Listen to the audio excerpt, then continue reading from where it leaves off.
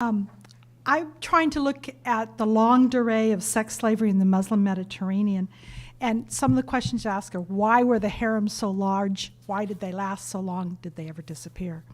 So when the Abbasid dynasty overthrew the Damascus Umayyad dynasty and moved the center of Islamic power and influence to their new capital at Baghdad, they jettisoned the simple, more egalitarian rule that was traditionally Arab. Instead of a ruler accessible to the believers, Abbasid caliphs secluded themselves behind walls of brick and walls of people. And these people were mostly slaves, concubines, the military, the eunuchs, the administration.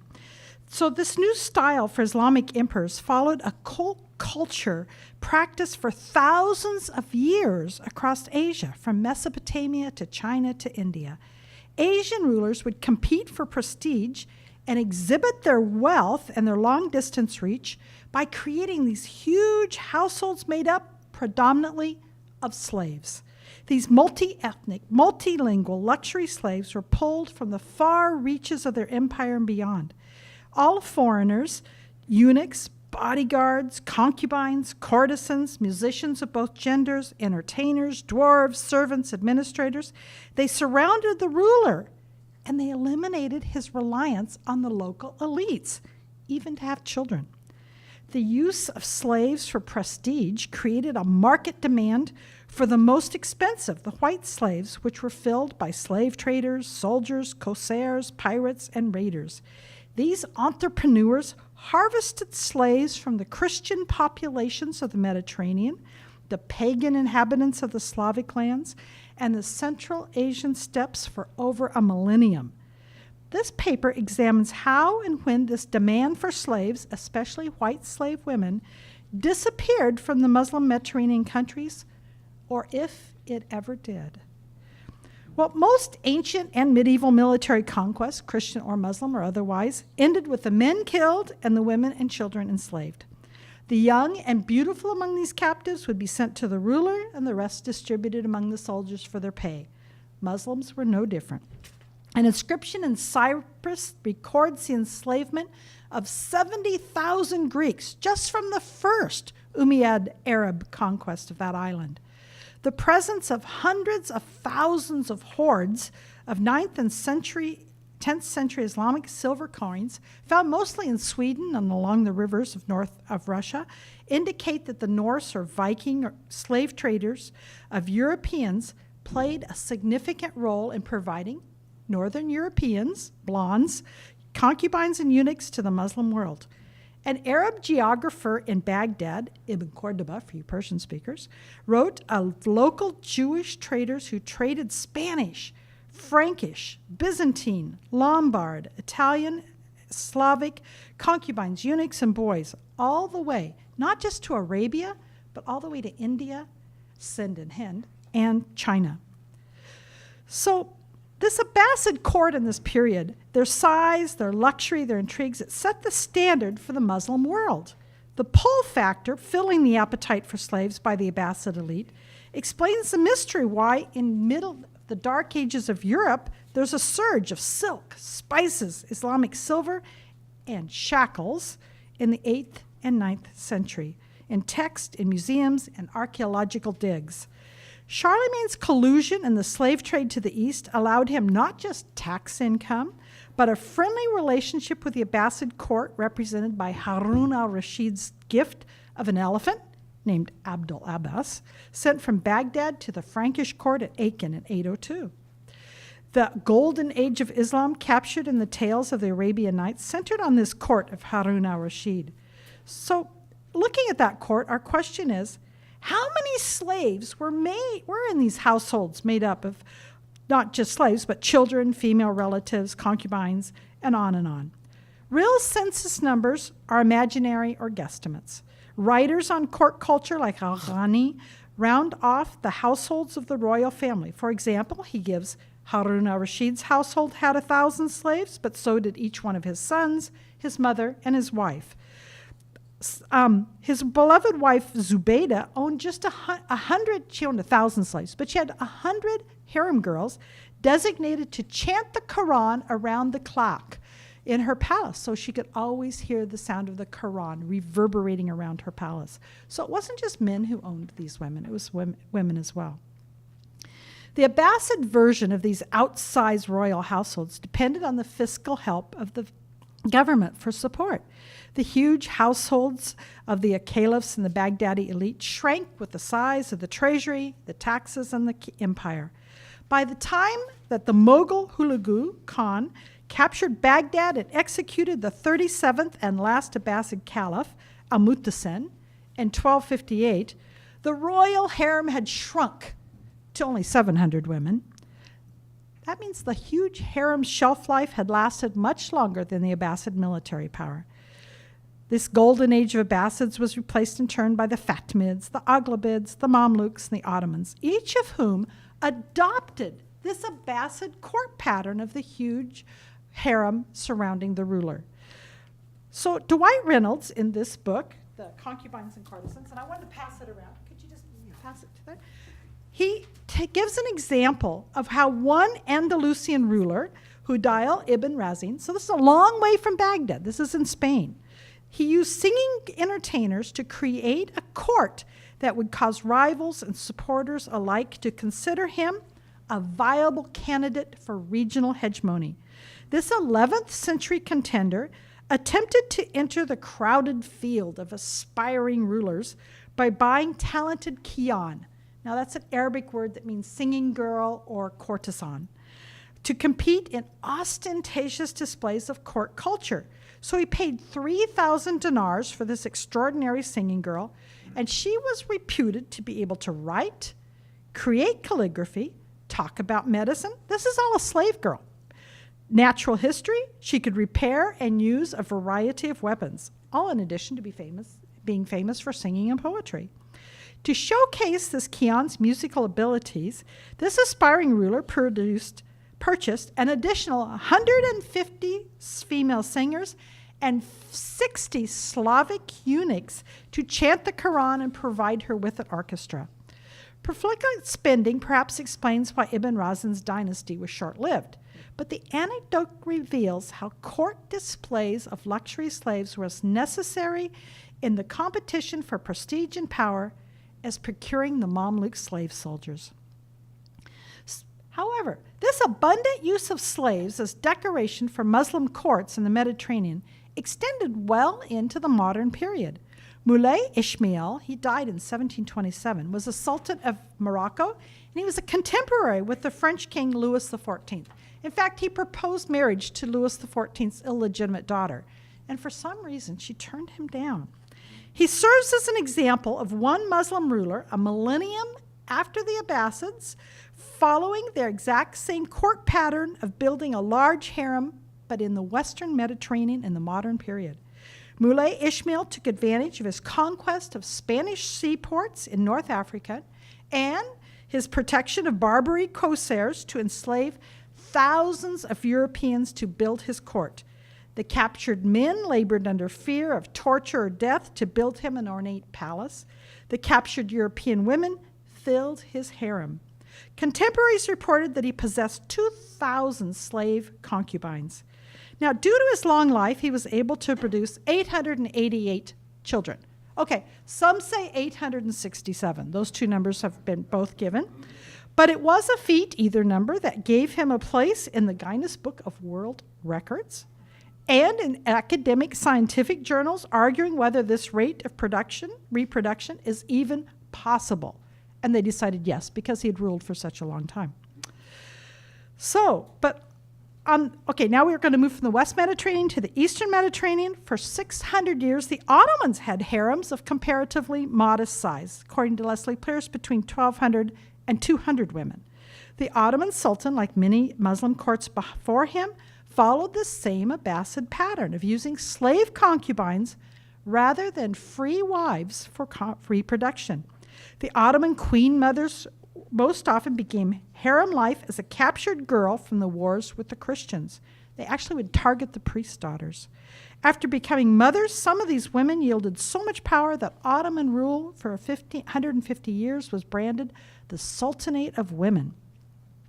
When ruling as a regent for their minor sons or grandsons, these women could and often did rule the empire that enslaved them. The Young Turk Revolution pushed for an end of the ancient regime and forced the modern idea of emancipation of slaves onto the Ottoman Sultan Abdülhamid II. The parliament voted to depose the sultan and sent him into exile in much reduced straits. He left in the royal railway coach to a large villa in Salonika with his sons and daughters, 3 wives, only 4 concubines, 4 eunuchs, 14 servants, Angora cats, and a St. Bernard dog. The Young Turks sent the rest of the female harem slaves to the Topkapi Palace, needing 31 carriages to carry them all. Now, at this point in late Ottoman history, the harem typically acquired the harem slaves from the frontiers of the empire when it was stretched across the Mediterranean. But at this point, the only place left to get them are the Circassians, because the British Navy had shut down the slave trade from Africa across the Mediterranean. So the women who are now in this deposed harem are from mostly Circassian. They had become slaves via kidnapping, desperation cells by their impoverished parents, or even girls jumping on ships in the Black Sea hoping to escape grinding poverty for an opportunity, even via the slave market in Istanbul. The Young Turks wanted to free the Sultan's harem, so they sent telegrams to the Circassian settlements in Anatolia announcing, "Your relatives are free, come and get them." A contemporary observer to the Young Turks' emancipation counted 213 women freed from Abdülhamid's harem. And of the concubines who went with him, all but one were requested to get their freedom and received it. The 200 eunuchs who served the Ottoman Sultan as enslaved administrators did not fare as well. The chief one was hung so his fortune could be confiscated. The Young Turks abolished the institution of the state harem, but ironically, the next Sultan, Abdülhamid's successor, and the other members of the Ottoman royal family were not required to emancipate their personal slaves. In fact, slavery in Turkey did not become illegal until the 1940s. Now, the British, their anti-slavery laws enforced by their formidable navy, proved instrumental in shutting down maritime slave trade from Africa to the New World and to the Ottoman Empire. But ironically, after World War I, the sectors of the Ottoman Empire occupied by the British, i.e. Syria, Jordan, the Gulf, and Saudi Arabia, were the last places to emancipate their slaves. In the 1960s, these new states' desire to join the United Nations, which required signing the UN Proclamation of Human Rights, produced the laws that freed slaves in the post-colonial Muslim countries around the Eastern Mediterranean. This emancipation was delayed for so long by this argument between the pro-Western modernist within the country that slavery belonged to the past and should be illegal, versus the traditionalists who used Sharia law, that emancipation of slaves was bid'ah, an innovation. So their argument was that Muhammad had foreign sex slaves like Miriam the Cop, so the state could not make concubinage illegal. So moving to the 21st century, it appeared on the surface that slavery in Muslim countries had gone extinct. However, the view below the surface contradicts this appearance.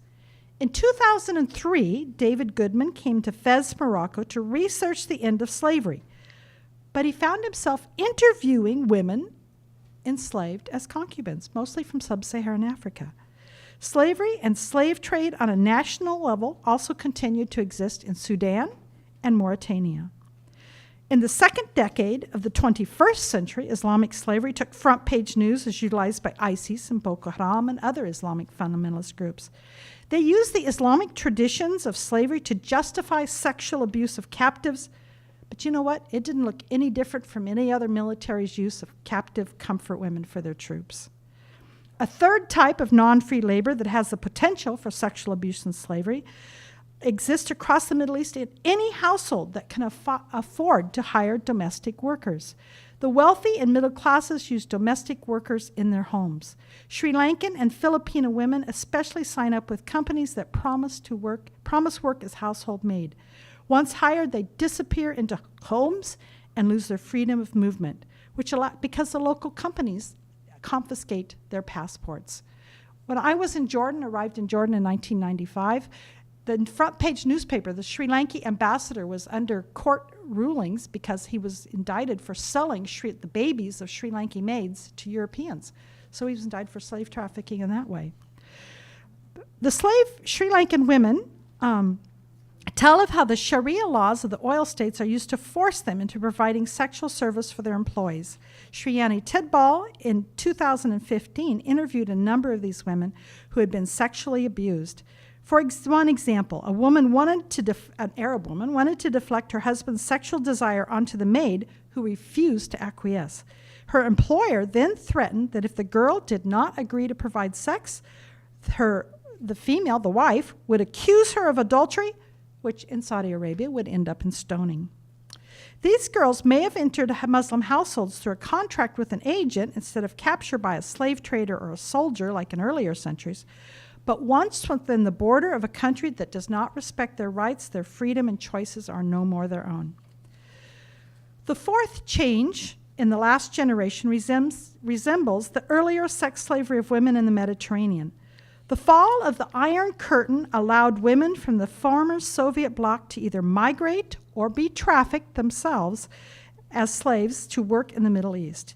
In Israel, where I lived for 17 years, the Rusi prostitutes destroyed the market for the local girls.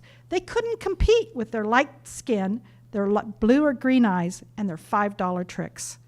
East European girls have now monopolized the belly dance profession in Cairo and the lingerie modeling jobs in Damascus.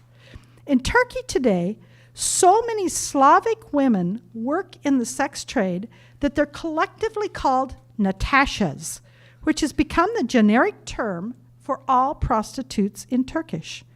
Ironically, these East European sex workers repeat the situation a millennium before, when Slavic captives were so ubiquitous in the white slave trade and in harems that the word Slav for Slavic identity in English, French, and Arabic changed from meaning Slavic ethnicity to white slaves.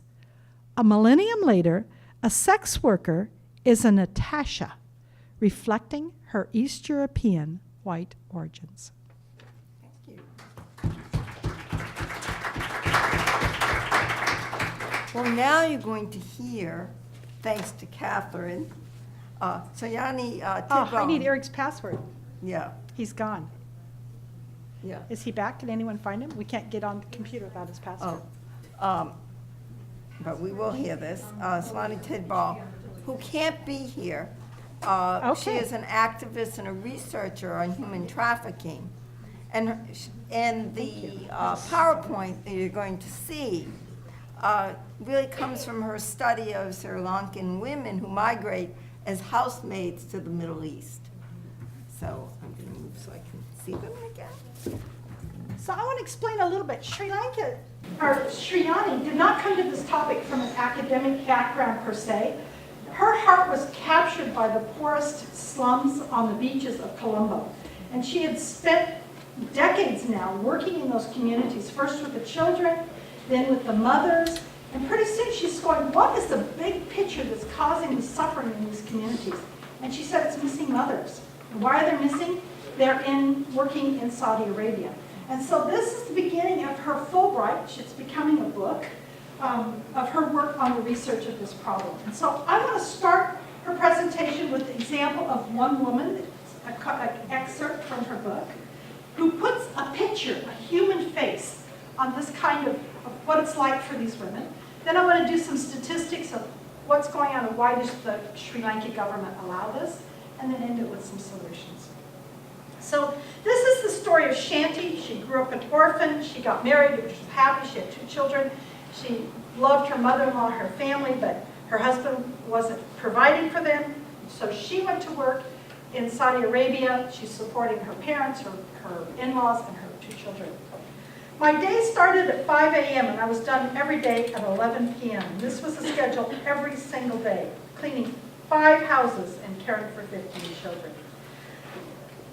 7 days a week. I had never worked so hard, but during the first weeks, the lady seemed so nice and I did my work. In my new house, there was 3 children.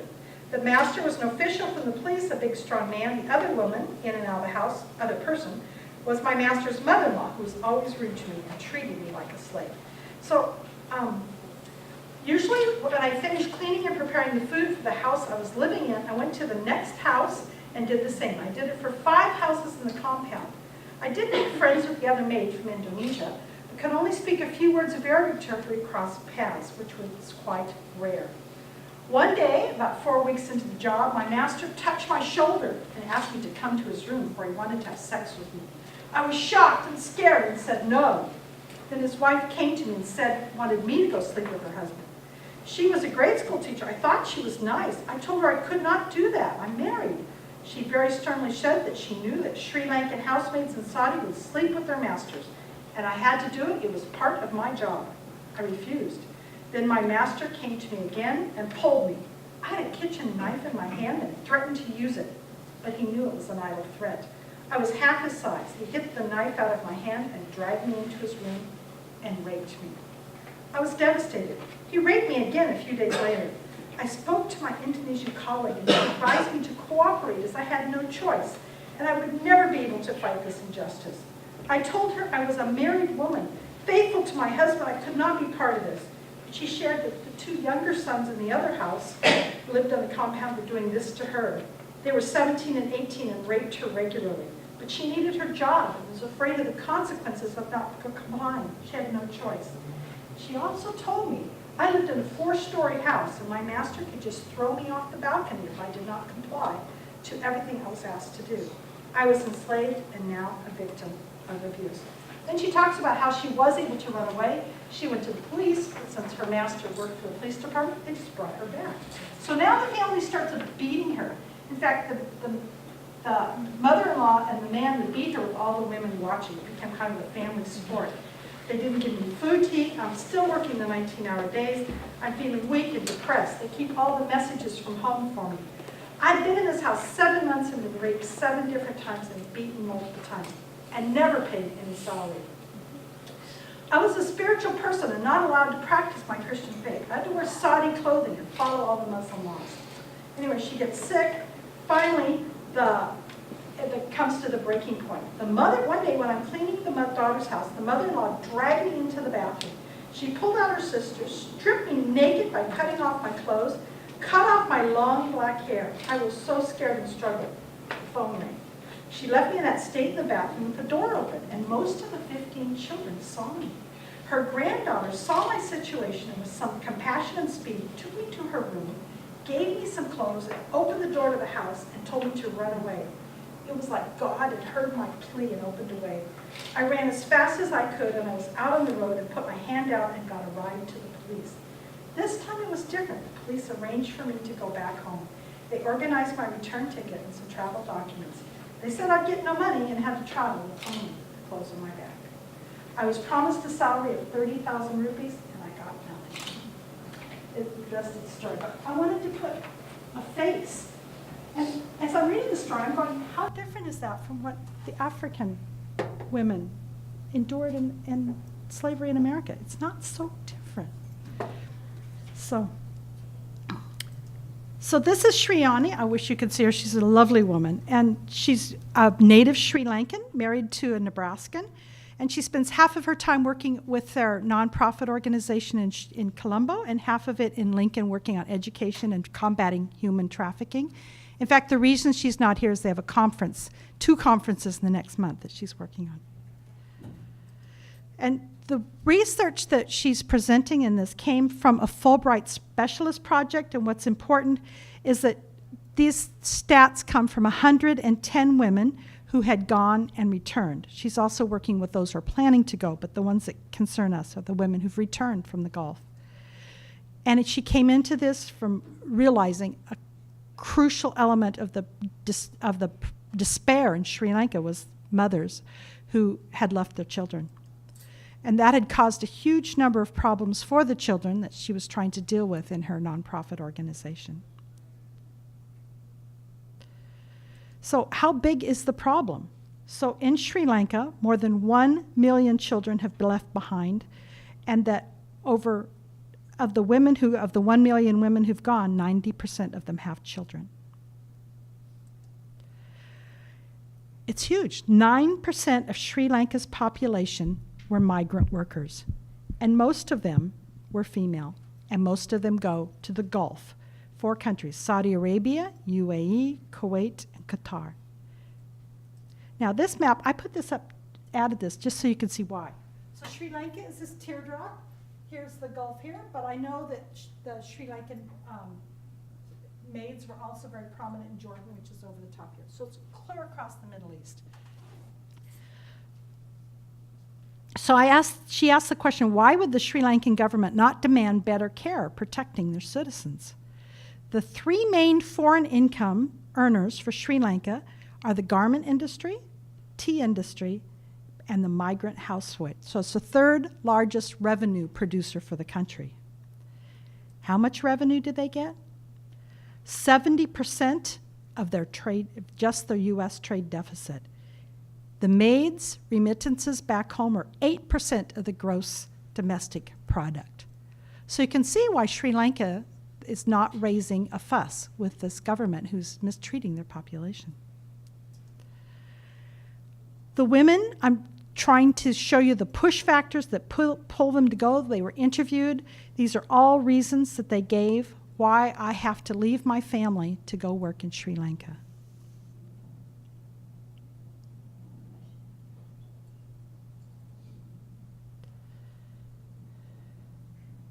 The biggest factor by far was the loan sharks. They're charging loans with 10 to 20% interest per month. So you pay 20% of your loan every month and you never get it paid off. 10 years later, you're still paying the same thing and you haven't touched the principal. So they feel like if they can go work, they can wipe that scourge from their life. So by going to the Gulf, it's much higher paid. It's made to sound very exciting by the agents who sell this, not to the women, but to the male members of the family. And then, of course, you have the example of people who've had good experiences with this. The sexual abuse has been happening in about 1/3 of the cases. And the difference in income. I did the math on this, and it's about 9 times. You'll learn about 9 times more going to the Gulf than you would staying. So in the Middle East, these laws, the labor laws, cover the male workers, but not household workers. They don't want to interfere in private homes. But complaints besides non-payment, lack of communication, you saw all these in Shanti's stories. She got sick, harassment, physical and sexual abuse, and death. Now, Shriyani reported that 300 coffins a year are flown back to Sri Lanka with the bodies of housemaids. 300 a year. Now, I want to give you an example. Which one do you treat better, a rental car or an owned car that you own yourself?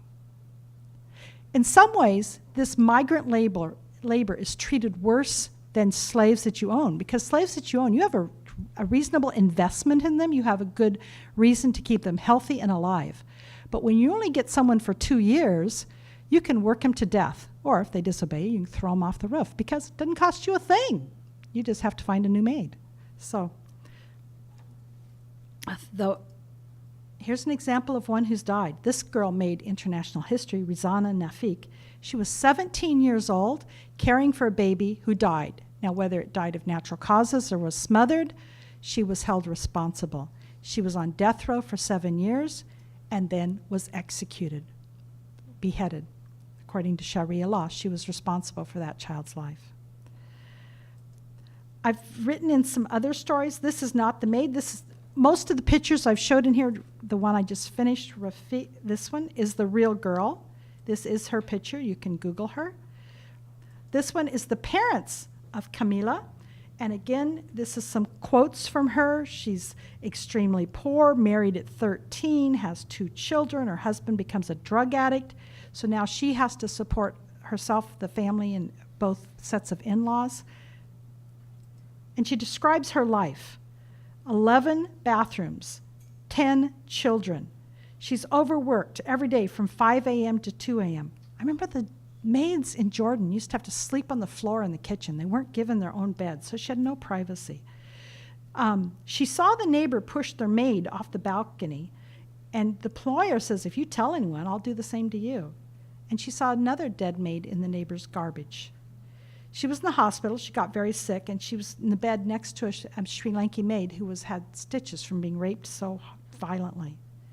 And again, she said that Sharia law was used just for the foreigners, as the citizens took the law into their own hands and used it to threaten their housemaids. Lamina's story sounds the same.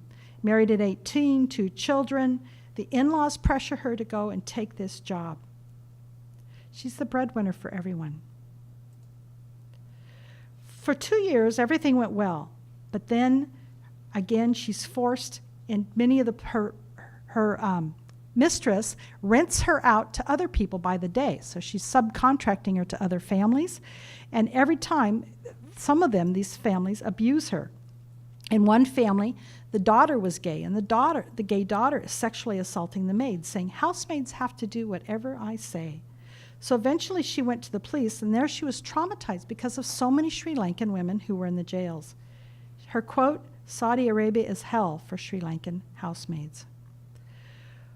Well, Shriyani's would tell you her emphasis is to try to provide skills and microloans to help these empowered women be able to stay in Sri Lanka and not have to migrate. But it's not a problem that's going to go away from one nonprofit in Colombo. The government's solution for this is to provide the Sahana Piyasa, which is when women go through these traumatic experiences. You know, they want good PR on this position. They're getting a lot of money. So they meet them at the airport, and if they look so bad they'd scare their parents, they bring them back to this place and help them heal and debrief them before they send them home to their parents. So it's a counseling for these girls provided by the government. They stay at the shelter till they heal enough not to shock their waiting families. Now, these are the credits Shriyani gave, but I've looked up this one right here. The Community Concerned Sri Lanka, that's her nonprofit organization. And I just want to tell you, of all the things we've studied, none of us give you a way to make a difference. But Shriyani does. She takes volunteers to come and work with these women and with these children. So if you're interested, or any of your students interested in actually making a difference, there is a website. It's called Community Concerned Society, Sri Lanka. And she thanks the 325 women who allowed her to interview her, and just wants to say thank you for allowing her to have a voice here.